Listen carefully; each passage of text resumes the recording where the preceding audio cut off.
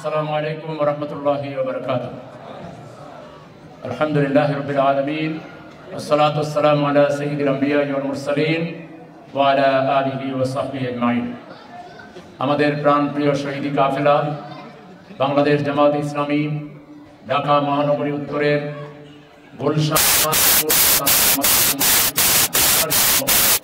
গুলশান থানার 18 নম্বর ওয়ার্ড একটা ওয়ার্ড শাখা কর্তৃক আয়োজিত আজকের এই সম্মেলনের সম্মানিত সভাপতি মহানগরীর মজলিস-ই শুরার অন্যতম সদস্য জনাব অ্যাডভোকেট জনাব জিল্লুর রহমান, মঞ্চে উপবিষ্ট জামাত ইসলামী ঢাকা মহানগরীর 2 জন সহকারী সেক্রেটারি এবং সাবেক শিবিরের কেন্দ্রীয় সভাপতি জনাব ডক্টর ফখরুদ্দিন মানিক এবং ইয়াসিন আরাফাত ভাই, মঞ্চে উপবিষ্ট অন্যান্য সম্মানিত অতিথিবৃন্দ, সুধীমণ্ডলী, সাংবাদিক বন্ধুগণ, অত্র এলাকার বাসিন্দা, ব্যবসায়ীবৃন্দ, ভাই বোন যারা দূর থেকে মাইকের আওয়াজ শুনছেন এবং আমার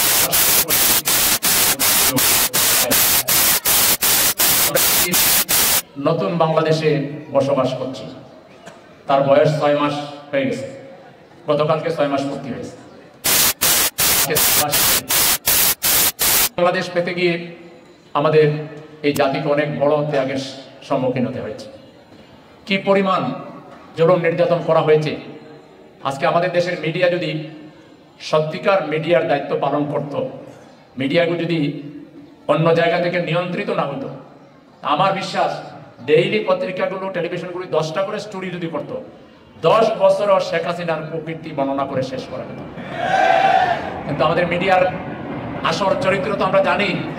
এই মিডিয়াই তো শেখ হাসিনাকে সামনে গিয়ে আপা আপা আপা আপা আপা আপা আপা আপা আপা আপা আপা করে হাসিনার টাপা বানাইয়া ছাড়ছে। এই মিডিয়ারে এরা লিখবে না হাসিনার বিরুদ্ধে, লিখলে ওইটা খুঁজে বাইর করতে চশমা 4 জোড়া লাগবে, এরকম লিখবে। এরা যেহেতু নিয়ন্ত্রিত, এরা নিজেদেরকে দাবি করে যে আমরা স্বাধীন মিডিয়া, কিন্তু আসলে এরা সবচেয়ে বেশি পরাধীন এবং স্বাধীনতা পেলেও তারা কাজে লাগাবে না। এখন তো একটু স্বাধীনতা আসছে, তাই না? কিন্তু তারা কাজে লাগাচ্ছে না। তো বিগত সময়ে শেখ হাসিনা এবং তার সরকার যা করেছেন, বিশ্ব ইতিহাস স্টাডি করলে কোন দেশের সরকার, সেটা বৈধ হোক আর অবৈধ হোক, অবৈধই ছিল, ভোটারবিহীন সরকার ছিল, তারপরেও তো তারা এদেশেরই নাগরিক ছিল।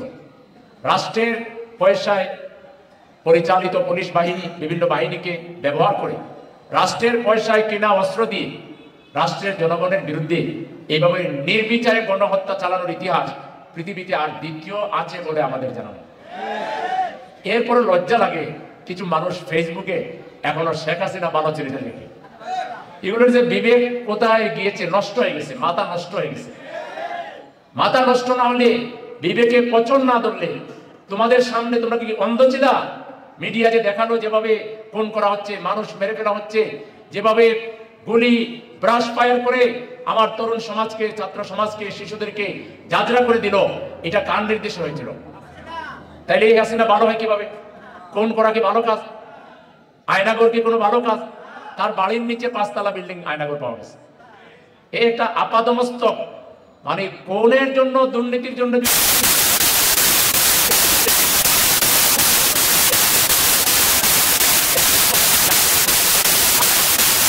একটা দুর্নীতিবাজ, মানে দুর্নীতিবাজ আর খুনের জন্য তাকে পাইওনিয়ার বলা যেতে পারে। এরকম একটা খুনি এবং এরকম একটা দুর্নীতিবাজকে এখনো কিছু কিছু, ওগুলো নিঃসন্দেহে দুর্নীতিবাজী, যেগুলো পক্ষে লিখে আছে দুর্নীতিবাজ, এরা তো ওর উচ্ছিষ্ট না হইলে শেখ হাসিনার পক্ষে ফেসবুকে এখনো লেখার লোক থাকার কথা নয়। অবশ্যই এগুলো বাংলাদেশ থেকে লেখে না তাদের দাদার বাড়ি থেকে লেখে, সেটাও তো বোঝা মুশকিল। এমন হতে পারে দাদা বাবুরাই লিখতেছে। বাংলাদেশে কোনো মানুষ এরকম আছে? বাংলাদেশের মানুষ সম্পর্কে আমার যা ধারণা, এটা হওয়ার কথা না। এটা দাদা বাবুরা না, দাদা বাবুরা অথবা দাদা বাবুদের প্রোডাক্ট এখানে আছে, দাদা বাবুদের প্রোডাকশন, এরা হয়তো এটা করতেছে, কিন্তু কোনো ভালো মানুষ, বিবেকবান মানুষ এদের পক্ষে লেখার কথা না। সংগ্রামী ভাইরা আমার, আপনারা দেখেছেন আমরা যখন সবাই মিলে দেশটাকে সামনে এগিয়ে নিয়ে যাওয়ার চেষ্টা করছি, তখন তিনি ভারতে বসে সেখান থেকে বক্তৃতার নামে একের পর এক ভারতীয় মিডিয়াগুলোতে আমাদের বিরুদ্ধে ডাহা মিথ্যা রচনা করে আন্তর্জাতিক কমিউনিটিকে বিভ্রান্ত করার চেষ্টা করা হয়। ফেক নিউজ দিয়ে তারা বাংলাদেশ এবং বাংলাদেশের বাইরে জনমনে বিভ্রান্তি তৈরি করার তারা চেষ্টা করছে। প্রিয় ভাইরা, আমরা দৃঢ়ভাবে বিশ্বাস করি আমরা বাংলাদেশের জনগণ যদি ঐক্যবদ্ধ থাকি, আমরা যদি আমাদের দেশকে ভালোবাসি, আমরা যদি আমাদের জাতিকে ভালোবাসি, এবং আমরা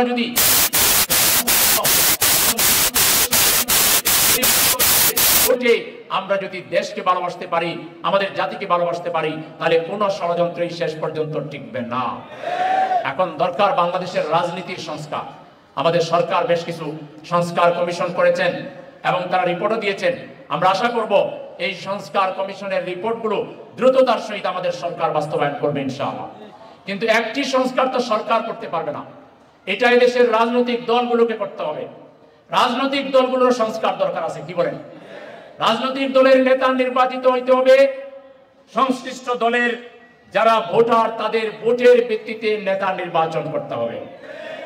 তারপরে রাজনৈতিক দলের নেতা কর্মীকে দেশপ্রেম শিখাতে হবে, আমানতদারিতা শিখাতে হবে, গোটা জাতিকে ধারণ করার ক্ষমতা শিখাতে হবে। এদেশের যারা রাজনীতি করে স্লোগান দেয় ব্যক্তির চেয়ে দল বড়, দলের চেয়ে দেশ বড়, অথচ আমরা দেখি তাদের কাজে দেশের চেয়ে দল বড়, দলের চেয়ে গ্রুপ বড়, গ্রুপের চেয়ে ব্যক্তি বড়, ব্যক্তির চেয়ে তার স্ত্রী বড়, তার শালাশালী বড়, ঠিক না? বিবির নামে বেগম বাড়ি, বিবি যে কি জিনিস আল্লাহ জানে। আমরা বাদ বিবির নামে বাড়ি, হ্যাঁ? এই হলো এদেশের রাজনীতির অবস্থা। দিনের পর দিন, বছরের পর বছর এক নেতার এক দেশ চলছে, বিভিন্ন দলে দলীয়তন্ত্র, গোষ্ঠীতন্ত্র, পরিবারতন্ত্র, এর বাইরে যেতে পারতেছেন না অনেকেই। অথচ রাজনীতির একটা খোলামেলা জিনিস, এখানে একটা প্রতিযোগিতা থাকবে, সুস্থ প্রতিযোগিতা। হ্যাঁ, এখানে কাউন্সিল হবে, কাউন্সিলররা ভোট দিবে, নেতা হবেন, নির্বাচিত হবে, এই নেতা বাকি কমিটি গঠন করে দিবেন, বাকি প্রক্রিয়াগুলো মেনটেন করবেন। এখন বিভিন্ন আহ্বায়ক কমিটির নামে কমিটি গঠন করে দেয়, দিনের পর দিন, বছরের পর বছর দলীয় কর্মীরা এই দলের ভূমিকা রাখার কোনো সুযোগ তারা পায় না। এজন্য রাজনীতিতে সংস্কার আনতে হবে। দেশ গঠন যদি করতে হয়, জাতি গঠন করতে হলে সুনাগরিক তৈরি করতে হবে। আজকে জামাত ইসলামী ছাড়া কোন রাজনৈতিক দলের তো কোনো প্রশিক্ষণ দেখি না, আমরা তো দেখি না। তাদেরকে মানবিক বানাবার কর্মসূচি, তাদেরকে আখিরাতের ভয় দেখানোর কর্মসূচি, তাকওয়াবান বানাবার কোনো কর্মসূচি তো দেখি না। এজন্য ক্ষমতা পাইলেও দুর্নীতি করে, ক্ষমতায় যাইবার আগেও দুর্নীতি করে। এই জন্য আজকে বাংলাদেশকে গড়বার একটা সুযোগ এসেছে। এই বাংলাদেশকে গড়বার নেতৃত্ব কে দিতে পারে? কোন দল দিতে পারে? যেই দলের দীর্ঘ প্রস্তুতি আছে, দীর্ঘদিন থেকে যে দল লোক তৈরি করেছে, এবং এমনি এমনি তৈরি করে নাই, মুখে তৈরি করে নাই, এই দল বিভিন্ন প্রতিষ্ঠান তৈরি করেছে, ইসলামী ব্যাংকিং পদ্ধতি মাধ্যমে ইসলামী ব্যাংকার তৈরি করেছে, সুদবিহীন অর্থনীতি, ইসলামী রাষ্ট্র হলে কিভাবে চলবে এর প্র্যাকটিস রিহার্সেল করেছে। এই দল শিক্ষা ব্যবস্থায় একটা অভূতপূর্ব বিপ্লব করেছে, শিক্ষাবিদ তৈরি করেছে, এবং বিভিন্ন কাজের মাধ্যমে আমাদের দেশে যাতে সুনাগরিক তৈরি হয় এই দল চেষ্টা করে যাচ্ছে। কালচারাল অঙ্গনে লোক তৈরি করেছে, আজকে ভারতীয় নটনটি এনে, কিংবা পাকিস্তানি শিল্পী আর নায়িকা এনে, কিংবা বাংলাদেশি তথাকথিত অলঙ্গ নায়িকাদেরকে এনে গান গাওয়াতে হবে না। এখানে আজকে বাদ মাগরিব সাংস্কৃতিক অনুষ্ঠান আছে, খালি গলায় কিভাবে মানুষকে মন্ত্রের ন্যায়, জাদুর ন্যায় মানুষকে আকৃষ্ট করা চায়, আল্লাহর নামে, রাসূলের নামে, দ্বীনের নামে সুস্থ সংস্কৃতি কিভাবে চর্চা করা যায়, এটা দেখার জন্য সন্ধ্যার পরেও এখানে থাকবেন তো। সুস্থ সংস্কৃতিও করা যায়। শিশুর বিকাশ থেকে শুরু করে একেবারে বৃদ্ধ পর্যন্ত, নারী পুরুষ নির্বিশেষে প্রত্যেকটা সেক্টরে যে দলের প্রস্তুতি আছে, যে দল এদেশের কৃষক, শ্রমিক, যুবক, ছাত্র, শিশু, নারী, বৃদ্ধ, তারপরে হিন্দু, বৌদ্ধ, খ্রিস্টান এবং খেটে খাওয়া মানুষ যারা, এবং এদেশে যারা নৃতাত্ত্বিক রয়েছে, ভিন্ন ধর্মাবলম্বী রয়েছে, প্রত্যেকটা মানুষই তো এই দেশের মানুষ। নৃগোষ্ঠী যারা রয়েছে, ক্ষুদ্র নৃগোষ্ঠী রয়েছে, তারা কি এদেশের মানুষ না? কৃষকরা এদেশের মানুষ না? শ্রমিকরা মানুষ না? বিগত দিনে যারা দেশ শাসন করেছে তাদের মাথায় এই সব শ্রেণী এবং ক্লাসের কথা মাথায় ছিল না? এখন আছে? তারা শুধু বিভিন্ন গরম গরম কথা বলেন, ক্ষমতায় গেলে সবার চরিত্র এক, ইট ড্রিঙ্ক এন্ড বি মেরি, খাও দাও ফুর্তি করো, দুনিয়াটা মস্ত বড়, এই হলো তাদের নীতি। তারা চরিত্রবান লোক তৈরির জন্য একটা কার্যকর শিক্ষা ব্যবস্থা তৈরি করতে পেরেছে। বিগত 53 বছরে যে 3টা দল দেশ শাসন করেছে, এই তিনটা দল আমাদের মুসলমানদের দেশের নেতা ছিল, ঠিক কিনা? সংখ্যাগরিষ্ঠ মুসলমানের দেশের নেতা ছিল। একটা দল কি বলেছে, ক্লাস নার্সারি থেকে শুরু করে মাস্টার্স পর্যন্ত আল্লাহ যে কিতাব দিয়েছেন কোরআন, এই কোরআনের শিক্ষা এমন ভাবে বাদ করব, নার্সারি থেকে মাস্টার্স পর্যন্ত একজন ছাত্র 30 পারা সহি করে শিখবে, অর্থ শিখবে, এর ব্যাখ্যাও জানবে। কোরআন শিখলে কি মানুষের জ্ঞান বাড়ে না কমে? কোরআন ভালো না খারাপ জিনিস? তাহলে কেন বিগত সরকার একটাবারও এটা বললেন না যে আমরা কোরআনের শিক্ষা চালু করলাম? করছেন তারা?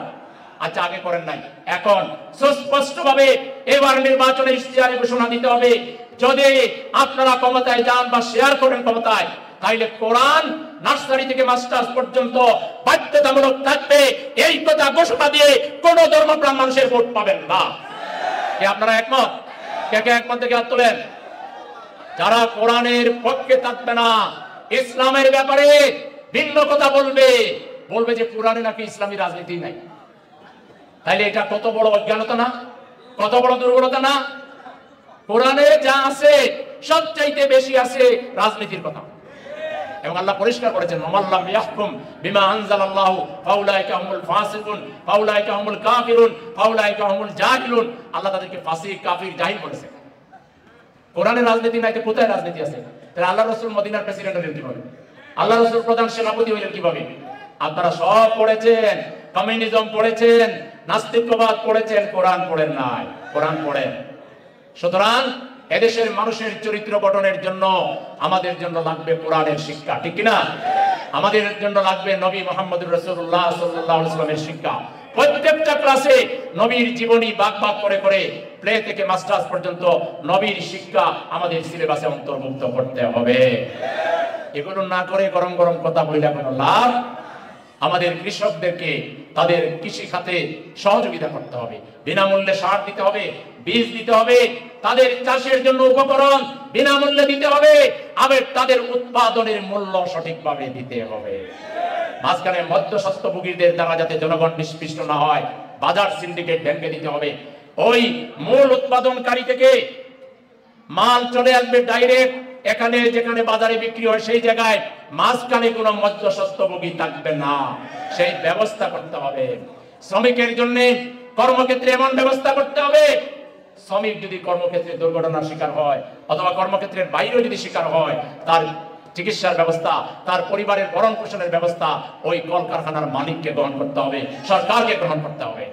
শ্রমিকের বেতন এমন দিতে হবে যেন এটলিস্ট মোটরসাইকেল চালায়া কিংবা একটা সেকেন্ড হ্যান্ড কার চালায়া তার কর্মস্থলে যাবে, তার মাইন্ডটা ভালো থাকবে, মন মানসিকতা ভালো থাকবে, সুস্থভাবে সুন্দরভাবে সে কর্মক্ষেত্রে সময় দিবে।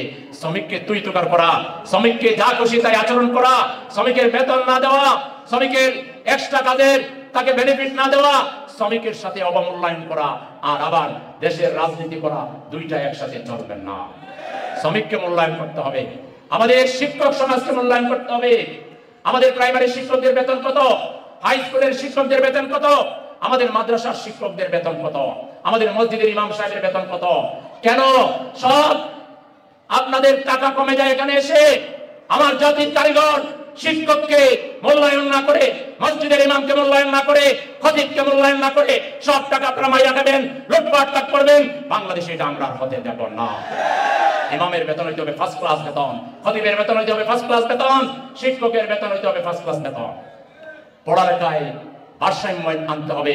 আমাদের ইসলামী জ্ঞানের পাশাপাশি আধুনিক জ্ঞান বিজ্ঞান এমন ভাবে শিক্ষা ব্যবস্থাকে ঢেলে সাজাতে হবে, আমাদের ছাত্ররা এসএসসি এইচএসসি পাস করলেই কারিগরি শিক্ষা ইনভলভ করতে হবে। আইসিটি শিক্ষা, বিভিন্ন কারিগরি শিক্ষা, এগুলোর ক্লাস 10 থেকে ইন্টারমিডিয়েটের মধ্যে শিখে ফেলতে হবে 4 বছরে। 9, 10, 11 ফার্স্ট ইয়ার সেকেন্ড ইয়ারের মধ্যে অন্যান্য শিক্ষার পাশাপাশি কয়েকটা শিক্ষা লাগবে। ইংরেজি আমাদের ছেলেরা ক্লাস 1 থেকে স্পিকিং করতে পারবে, অ্যারাবিক আমাদের ছেলেমেয়েরা ক্লাস 1 থেকে স্পিকিং করতে পারবে, আইসিটি ক্লাস 5 এর পর থেকে তারা এগুলো রপ্ত করতে পারবে। আরো কিছু কারিগরি শিক্ষা এমন ভাবে দিতে হবে, যদি এসএসসি পাস করে আমার কোনো অভিভাবকের সন্তান চাকরিতে যেতে হয়, বিদেশে যেতে হয়, তাহলে সেজন্য একটা প্রশিক্ষিত লোক হিসাবে মিনিমাম 50-60 হাজার টাকা থেকে 1 লক্ষ 2 লক্ষ টাকা পর্যন্ত বেতন পেতে পারে, সেই রকম আপনার শিক্ষা ব্যবস্থা গড়ে তুলতে হবে। এখন আপনারা কেরানি তৈরির শিক্ষা ব্যবস্থা তৈরি করেছেন আমার জাতি বন্ধু থাকবে, আর পয়সার বিনিময়ে তাদেরকে টাকা দিয়ে ভোট কেনে আপনারা যুগের পর যুগ মন্ত্রী হবেন, এমপি হবেন, এই খায়েশ বাংলার মাটিতে আমরা পূরণ হতে দেব না। আপনারা যারা বিগত দিনে এগুলো করেছেন, আপনারা এখন একটু রেস্টে যান, নতুন লোকদেরকে রাজনীতিতে আসতে দেন। বিগত ৫৩ বছরে আপনারা যারা দেশকে নিয়ে পরিকল্পনা করতে পারেন নাই, জাতিকে নিয়ে করতে পারেন নাই, শিক্ষা ব্যবস্থাকে নিয়ে করতে পারেন নাই, ছাত্রদেরকে নিয়ে করতে পারেন নাই, শিক্ষকদেরকে নিয়ে করতে পারেন নাই, রাজনীতিকে আপনারা জনকল্যাণমুখী করতে পারেন নাই, এটাকে ব্যবসা হিসাবে গ্রহণ করেছেন। রাজনীতিকে যারা ব্যবসা হিসাবে গ্রহণ করে তারাই পৃথিবীর সেরা দুর্নীতিবাজ হয়। এই জন্য রাজনীতিকে যারা ব্যবসা হিসেবে গ্রহণ করতে চান, আপনারা রাজনীতি ছেড়ে দেন। রাজনীতিতে আমরা সবাইকে দেখে ফেলছি, মানুষ এখন বলছে যে আমরা সবাইকে দেখে ফেলছি, একটাকে দেখি নাই, সেটা এখন দেখবো। সেটা কোনটা? সেটা কোনটা? জামাত ইসলামী 2 মন্ত্রী দিয়েছিল, 3টা মন্ত্রণালয় চালাইছে। কয়টা? সমাজ কল্যাণ, কৃষি, শিল্প। আমাদের সাংবাদিক বন্ধুরা এবং আমাদের যারা ভালো পায় না আর চোখে দেখে, এরা আমাদের সাদা পাঞ্জাবির ভিতরে কোনো দাগ আছে কিনা সেটাও খুঁজে, বাইরে তো বাইরে লেখেই, ভিতরের দিকেও কিছু আছে কিনা কই আমি দেখছি আপনার পাঞ্জাবির ভিতরে দাগ আছে। তা আমাদের 3টা মন্ত্রণালয় চালাইছি, কোন বাপের বেটার সাধ্য হয় নাই আমাদের ব্যাপারে 3 টাকার দুর্নীতির কথা বলতে পারে। আমাদের মন্ত্রীরা স্বজনপ্রীতি করে নাই, দুর্নীতি করে নাই। আমাদের মন্ত্রীরা তারা সঠিকভাবে মন্ত্রণালয় পরিচালনা করেছে। আমরা যেখানে যা করেছি দুর্নীতি মুক্তভাবে করেছি, জনগণের জন্য করেছি। ইসলামী ব্যাংকিং পদ্ধতি বলেন, ইউনিভার্সিটি কলেজ বলেন, আমাদের প্রতিষ্ঠিত সামাজিক প্রতিষ্ঠান বলেন, এগুলো দিয়ে আমরা জনগণের সেবা করেছি। আমাদের সেবা আমরা করি না, কারণ ইসলাম হুদাল্লিন নাস, সমগ্র মানুষের জন্য। একমাত্র ইসলাম এবং ইসলামী শক্তি যদি বাংলাদেশের ক্ষমতায় আসে, 18 কোটি মানুষ বাংলাদেশের মালিক হবে। আর যারা আসবে তারা 5,000 থেকে 5 লাখ পর্যন্ত মানুষকে মালিক বানাবে। যাদেরকে তাদের পকেটে রাখা দরকার, যাদেরকে তাদের পকেটে রাখা দরকার, শুধু তাদেরকে সুবিধা দিবে। আপনি আমি কোনো সুবিধা পাবো না। যদি আপনি আমি সুবিধা পেতে চাই, 18 কোটি মানুষকে যদি তার রাইট বুঝিয়ে দিতে চাই, তাহলে একটা আল্লাহওয়ালা, তাকওয়াবান, দেশপ্রেমিক যারা শুধু জামাত ইসলামী যে ক্ষমতার রাজনীতি করে না, তার প্রমাণ কতভাবে দিব। এই যে 15 বছর ওরা আমাদের মারল, ইফতারে খেতে গেলেও ধরে, জুমার নামাজে গেলেও ধরে, ঈদের নামাজে গেলেও ধরে, রাস্তা দিয়ে হাইটে গেলেও ধরে, কোনো কিছু বাকি রাখছে? এরপরেও 15 বছরের হিস্ট্রি দেখেন, কোথাও বন্যা হয়েছে, প্লাবন হয়েছে, আগুন লেগেছে, দুর্ঘটনা হয়েছে, জামাতের আমির থেকে সমর্থক পর্যন্ত সবার আগে দৌড়াইয়া যে দলের নেতা কর্মীরা গেছে তার নাম জামাত ইসলাম। ক্ষমতার রাজনীতি করলে এই 15 বছর আমাদের মসজিদের ভিতরে কিংবা গর্তের ভিতরে ঢুকে আল্লাহ আল্লাহ করা দরকার ছিল। আমাদের বাইরে আসার দরকার নাই, তো বাইরে আসলেই তো ধরে, খালি ধরে ঠান্ডা বেড়ি লাগাইয়া যত ধরনের কষ্ট আছে আমাকে কমপক্ষে 10 দিন টিভিতে ঠান্ডা বেড়ি লাগাইয়া না ওযু করতে পারি, না গোসল করতে পারি, না নামাজ পড়তে পারি, না ঘুমাইতে পারি। তো আমি কি করেছি? আমি ইফতার খেতে গেছিলাম এই বসুন্ধরায়, এক ভদ্রলোক আমাকে ইফতারের দাওয়াত দিয়েছে, আমি আরেকজনকে সাথে নিয়ে 2 জন আর ওনার আরো 3-4 জন, এই 6 জন। হঠাৎ 20-25 জন এসে হাজির, কয়ে যে আপনাকে নিতে আসতেছি। কারণটা কি? কয়ে যে আপনাকে খুঁজতেছি, আমরা এখানে পেয়ে গেছি, নিয়ে যাবো এখন। ইফতারটা খাইতে পাঠাম, এই ছিল তাদের রাজনীতি। এগুলো করে কি কোনো লাভ হয়েছে? লাভ হয়েছে? ক্ষমতার দম্ভ খুব ভালো নয়। ফ্যাসিবাদী চরিত্র কোনোদিন কোনো কল্যাণ বয়ে আনে না। এখনো আমাদের রাজনীতিবিদদের সংস্কার হলো না। হাসিনা যে কাজগুলো কইরা তার পতন ডেকে আনে, একই কথা এখনো আমাদের কিছু কিছু রাজনীতিবিদদের ভাষায় প্রকাশ পাচ্ছে। হাসিনা ফ্যাসিবাদী আচরণ করলে, হাসিনা খারাপ হলে, নতুন যারা হাসিনার ভাষায় কথা বলবে তারা কি ভালো হয়ে যাবে? তাদের পরিণতি কি হাসিনার পরিণতি হবে না? অতএব হাসিনার বয়ানে কোনো বয়ান বাংলাদেশের রাজনীতিবিদরা দিবেন না, বিপদ ডেকে আনবেন। এদেশের জনগণ এখন আর এত বোকা না। কোন শব্দের কি মিনিং, কি দিয়ে কি বুঝাতে চান, আর কার দাবিদারি কে করেন, দেশের জনগণ ভালো করে কিন্তু জানে। সুতরাং জামাত ইসলামী ছাড়া বিগত দিনে আন্দোলন হয় নাই। জামাত ইসলামী ছাড়া ফ্যাসিবাদের বিরুদ্ধে রুখে দাঁড়াবার অগ্রসেনানী আমাদের চাইতে কেউ বেশি ছিল না। আমরা মাইর খেয়ে জেলে গিয়ে ফাঁসির মঞ্চে গিয়ে আমাদের কত বড় নেতাদেরকে আমরা হারিয়েছি। মাওলানা মতিউর রহমান নিজামের মতো, আলী হাসান মোহাম্মদ মুজাহিদের মতো, মীর কাসেম আলীর মতো অর্থনীতিবিদ, যিনি বাংলাদেশে বেঁচে থাকলে আরো 10টা ইসলামী ব্যাংক প্রতিষ্ঠা করতেন, আরো হাজার হাজার মানুষের কল্যাণ করতেন। আল্লামা দেলোয়ার হোসেন সাইদি রাহিমাহুল্লাহ মতো ব্যক্তি, কত লম্বা মানুষ, কারাগারে একসাথে ছিলাম, তাকে ছেড়ে রাখতো, পাটা লম্বা করে ঘুমাইতে পারতেন না। 13 বছর কষ্ট দেওয়ার পরে ভাবছে পতন তো চলে আসছে, সাইদি বের হয়ে গেলে তো সব বলে দিবে, এই জন্য ইনজেকশন পুশ কইরা সাইদিকে হত্যা করেছে। আমরা বর্তমান সরকারকে বলবো, এটা দাবি করার কেন দরকার হয়? সাইদি সাহেবের জনপ্রিয়তা আপনারা বুঝেন না? আমরা যদি একদিন বের হয়ে যাই, ঘেরাও করি, ঠেকাইতে পারবেন? আপনারা সাইদ সাহেবের হত্যার তদন্ত করুন এবং এর সঠিক বিচার করুন, না হলে সাইদ বিভক্ত জনগণ যদি বের হয়ে যায়, এটা আপনাদের জন্য সম্মানজনক হবে না, ঠিক না? আমরা প্রত্যেকটা অন্যায় যেটা হয়েছে জামাত ইসলামীর সাথে, মাওলানা মতিউর রহমান নিজামী দুর্নীতিমুক্ত একজন মন্ত্রী ছিলেন, আলী হাসান মাহমুদ মুজাহিদ দুর্নীতিমুক্ত একজন মন্ত্রী ছিলেন, তাদেরকে যারা হত্যা করেছে, সেই গণহত্যাকারী শেখ হাসিনার বিরুদ্ধে এখনো একটা রায়ও দিলেন না, তাদের একটা লোকের বিরুদ্ধে রায় দিলেন না। বুঝলাম আপনাদের আইনগুলো পুরাতন, খাল্লাস, এগুলো ফালান, আগের আইন বাদ দিয়ে অধ্যাদেশ দিয়ে নতুন আইন করে 2 মাসের ভিতরে হাসিনাকে ফাঁসির কাস্টে ঝোলান। ভাইবে, বাংলাদেশের জনগণ কেঁপে গেলে আপনাদেরকে এত সমর্থন দিয়েছিল, এই সমর্থন উল্টো করলে কি হবে? এই জন্য অনতিবিলম্বে শেখ হাসিনা সহ তার 14 গোষ্ঠীর দুর্নীতিবাজ লোকদেরকে, খুনিদেরকে ফাঁসির কাস্টে ঝুলাতে হবে। আর বাংলাদেশের রাজনীতি যাতে সঠিক পথে অগ্রসর হয়, রাজনৈতিক দলগুলোকে দায়িত্বশীল আচরণ করতে হবে। শুধু আমি খামু আর মামু খাবে, এই ধরনের সংকীর্ণতা পরিহার করে আসুন, আপনি পূর্বে কি ছিলেন এই দিন ভুলে যান, পূর্বের দিন আর না। পৃথিবীতে বহু ঘটনা আছে, মাত্র রাজনৈতিক দল গঠন করে 3 মাসের মাথায় ম্যাক্রো ফ্রান্সের মতো জায়গায় সে একটা ব্যাংকার ছিল, 3 মাস আগে দল গঠন করছে, অনেক জানু জানু দলকে পরাজিত করে ফ্রান্সের ক্ষমতায় আসছে। এই ভারতের দিল্লিতে যিনি মুখ্যমন্ত্রী আছেন, তিনি কেজরিওয়ালের নাম শুনেন নাই? কেজরিওয়াল সাহেব ভারতের সেই দাদাদেরকে মোকাবেলা করে দিল্লির মতো জায়গায় শাসন পরিচালনা করছেন, আবার নতুন নির্বাচন তাদের হচ্ছে। সুতরাং আমি আগে কি ছিলাম আমরা ভুলে যান, এখন জনগণ আপনাকে কিভাবে দেখে এটা বুঝেন। এখন জনগণ দেখবে এই বিপ্লব উত্তর কারা বাংলাদেশকে সঠিকভাবে চালাতে পারবে। আচ্ছা, জামাত ইসলামীর এত বড় দল, আলহামদুলিল্লাহ, মাশাআল্লাহ, এই যে একটা ওয়ার্ডের প্রোগ্রাম, এটা জাস্ট একটা প্রশাসনিক ওয়ার্ডের প্রোগ্রাম। তো জামাত ইসলামীর এত লোক ওয়ার্ডে ওয়ার্ডে, এখানে কি সব আসছে? সব তো আসে। আমাদের শুভাকাঙ্ক্ষী বন্ধু আরো 1 চেয়ে দ্বিগুণ 3 গুণ আছে। তো এত বড় দল সারা বাংলাদেশে একটা জায়গায় জামাতের কোনো লোক চাঁদাবাজি করে না, টেন্ডারবাজি করে না, কোন করে না, দর্শন করে না, এটা কিভাবে সম্ভব? সম্ভব, এই দলে একটা ডিসিপ্লিন আছে, এই দলে একটা সিস্টেম আছে, এই দলে আল্লাহর ভয় আছে, এই দলে আখিরাতের চিন্তা আছে। এই জন্য এই দলের পক্ষে এটা করা সম্ভব। এই ধরনের দল যদি বাংলাদেশের ক্ষমতায় আসে, বাংলাদেশ থেকে দুর্নীতি বিদায় দিতে আমাদের 3 থেকে 5 বছর সময় লাগবে। বাংলাদেশ থেকে বেকারত্ব দূর করতে আমাদের 5 বছরের বেশি সময় লাগবে না। 5 বছরের বেশি লাগলে পরের বার আপনারা আমাদের ভোট দিয়ে না।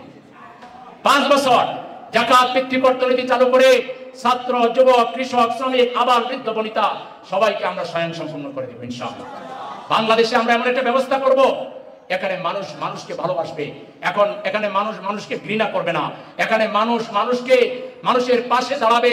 রাষ্ট্রীয় টেলিভিশন থেকে যখন আজহারী সাহেব কিংবা এরকম বড় আলেমরা দাস দিবেন, আলোচনা পেশ করবেন, কর্জে আসানার উপকারিতা বুঝাবেন, তখন দেখবেন আপনি আপনার গরিব আত্মীয় স্বজনকে ডেকে কর্জে আসানা দিয়ে তাকে স্বাবলম্বী করে ফেলবেন। আমাদের হাতে এমন এমন ব্যবস্থা আছে, প্রচলিত রাজনৈতিক দল এই ব্যাপারে কোনো ধারণাও রাখে না।